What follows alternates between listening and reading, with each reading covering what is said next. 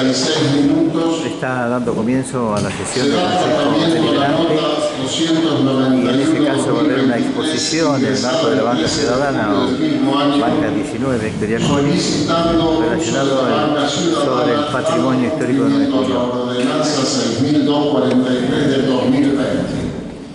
Por secretaría se tomará asistencia individual de los señores concejales. Ana María de los Ángeles, Vázquez Natalia, Bordone Julio, Presente. Crespo Julia, Deliana Paula, García César, Giacomino Pablo, Mari Sebastián, Presente.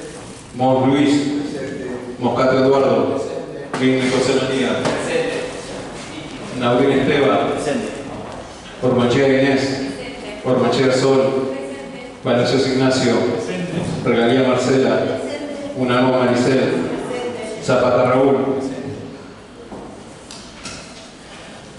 Invito al vecino Héctor Yaconis a hacer uso de la banca ciudadana y a iniciar su exposición, recordando que el artículo 5 establece 10 minutos de tiempo máximo de exposición.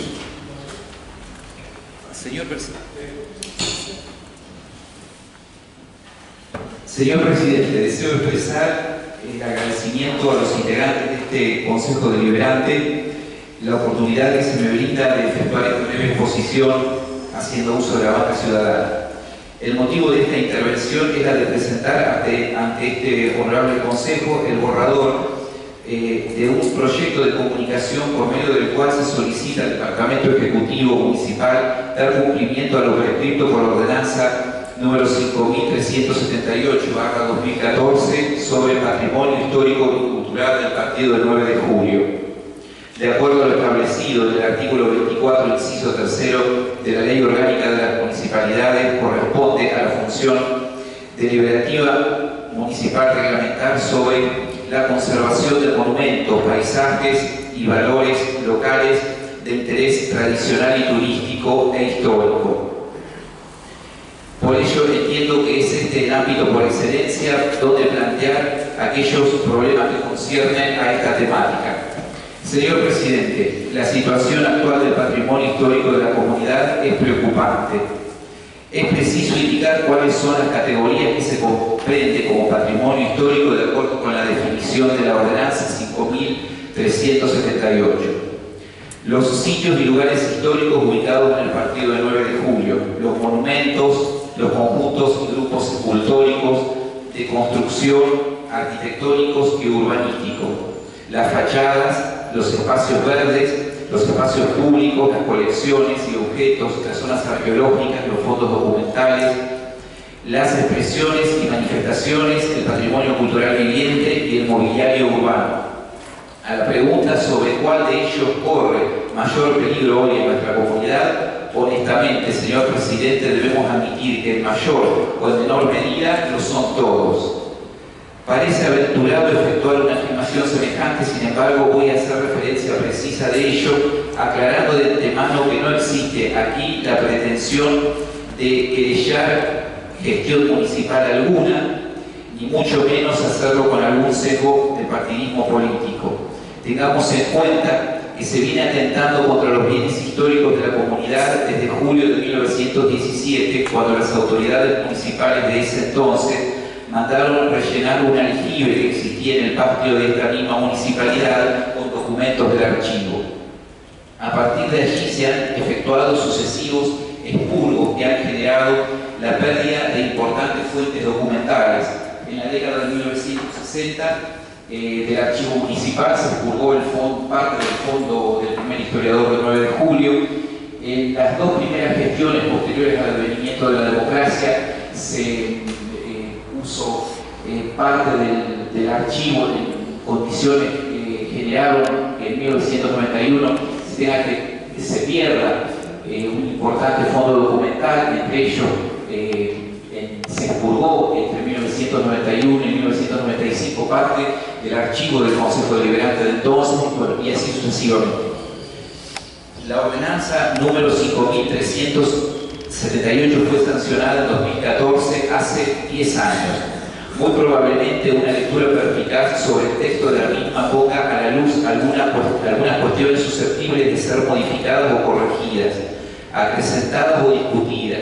Pero esta ordenanza es la norma vigente, es el instrumento que ofrece o debería ofrecer hoy por hoy la garantía de la preservación de nuestro patrimonio histórico y cultural. En torno al último diseño de vigencia de esta ordenanza, la comunidad del 9 de julio ha experimentado el maltrato persistente sobre el patrimonio histórico. Han sido demolidos o transformados fachadas o edificios de la ciudad sin que desde el órgano oficial que debería velar para que ello se efectúe, se hayan realizado las gestiones de protección correspondientes prescritos por esta ordenanza 5378. Mucho menos aún se han efectuado los registros correspondientes de tipo documental.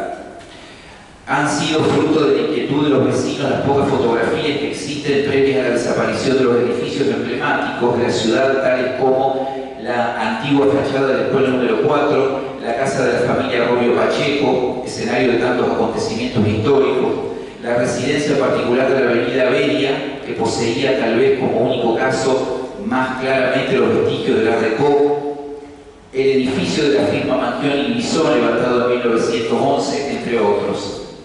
Desafortunadamente, de ninguno de ellos existe un relevamiento fotográfico serio, efectuado con criterio patrimonial. Tampoco de ninguno se efectuó un estudio previo a la demolición, rescatando las huellas de su historia.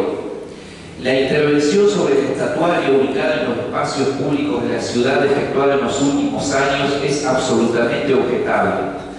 Se ha intervenido sobre obras de arte sin un criterio técnico adecuado, quizá tampoco sin hacer la consulta a los especialistas frente a la restauración de esos bienes culturales y artísticos e históricos. Ejemplo claro de ello son el monumento al bombero, ubicado en la Plaza Italia, al cual se le cambió caprichosamente el color original, alterando la idea creativa del escultor. La restauración de la fuente ornamental de la Plaza General Belgrano y la restauración del busto de Carlos Gardel en la avenida 25 de Mayo. Este último convertido en una verdadera abominación. Lógicamente, si le preguntamos a un vecino si le gusta más que una escultura tenga un acabado brillante o atenuado, probablemente diga que desea que brille. No obstante, la materia de preservación del patrimonio histórico es una de esas instancias vitales en la que no debe primar el criterio de las masas, sino de la minoría. Si comparamos la fuente artística de características análogas, pues casi gemela, que se conserva en Villa Ocampo, protegida por la UNESCO, podremos apreciar cuál debería ser el pulimento original de esa obra de arte de origen francés, que conservamos también los 9 julienses. Pero nosotros, arbitrariamente, para darle más brillo, le hemos alterado su espíritu más esencial, su configuración estética. Señor Presidente, ¿dónde subyace frente a lo expuesto la mayor preocupación? Hay un interrogante que nos cuestiona. Mañana, si se acomete un proyecto de renovación de la Plaza General Belgrano, ¿serán tratados de la misma manera los monumentos y obras de arte que se encuentran allí, hoy con visibles signos de deterioro? La conservación y restauración de los bienes históricos que conforman el patrimonio nuevejuliense, desde un pequeño documento escrito hasta un monumento u obra arquitectónica, requiere un trabajo interdisciplinario de amplio detalle y dedicación, sobre el cual recae una gran responsabilidad. En la planificación de cualquier intervención, por ejemplo, un monumento o una escultura en su entorno natural, es menester comprender primero la historia de la escultura, su contexto cultural y la técnica original del artista, documentar cada paso del proceso de restauración para crear un registro y facilitar futuras investigaciones, estudiar asimismo la forma artística que emplea la obra en su espacio real, los elementos del lenguaje visual, es decir, la técnica, el movimiento, la luz, la forma, la idea. Antes de intervenir se debe identificar los daños y deterioros para recién escoger las técnicas de limpieza y consolidación adecuadas y los materiales precisos que serán utilizados en el proceso de restauración. En el monumento al bombero, y desde luego tampoco en los bustos de Gardel y del maestro Vittorio Cavallari, se efectuó una adecuada reposición de la paleta original, es decir, el uso de los pigmentos y materiales adecuados para lograr la reintegración cromática armoniosa y la aplicación de los barnices adecuados para la protección y el acabado final. Las obras del escultor nuevejuliense Domingo Pérez, emplazadas en la intersección de Beria y Cardenal Pironio y la plazoleta Antonio de Beria, también requieren una tarea de preservación experta. Hace 10 años, cuando fue sancionada la ordenanza que nos ocupa, se dispuso la creación de un registro de bienes integrantes del patrimonio cultural e histórico en el partido del 9 de julio y la constitución de un organismo de aplicación de la citada ordenanza. Si ese registro existió, nunca fue publicado. Si ese organismo de aplicación existió alguna vez, hace años que no funciona. Por último, señor presidente, corresponde recordar que el 9 de abril del 2010 este Consejo Deliberante sancionó la ordenanza 4.867 referida al relevamiento, restauración y señalización de los buzones de correo históricos existentes en la ciudad cabecera y en las localidades de este partido. Desde entonces han desaparecido de su emplazamiento original los dos buzones del muro más antiguo que se conservaban en nuestra comunidad, de procedencia alemana, fabricados en la década de 1880. Del mismo modo, corren el mismo peligro los buzones de Pilar, ya centenarios, existentes en 3 lugares de la ciudad, 2 de los cuales presentan mayor deterioro. La situación de las obras arquitectónicas, documentos y objetos ubicados en el cementerio del 9 de julio merecería un análisis aparte. Señor presidente, los nuevejulienses de hoy somos custodios de un legado que hemos recibido de las generaciones precedentes. Tenemos la obligación de garantizar que estos bienes culturales sigan su curso a través del tiempo, para que las nuevas generaciones, las que nos sucedan, puedan también disponer de ellos, porque merecen conocer su historia, para lo que pasaron, por lo que estamos y por lo que vendrán. Muchas gracias.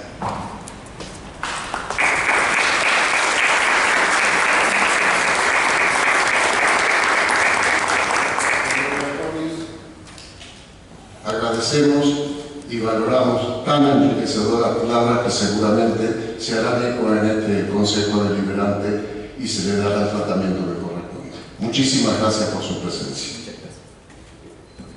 Siendo la hora 18:58, será por finalizado el uso de banca ciudadana. Bien, se pasa a un cuarto intermedio, brevemente, para dar gusto al inicio después de la sesión del día de la fecha.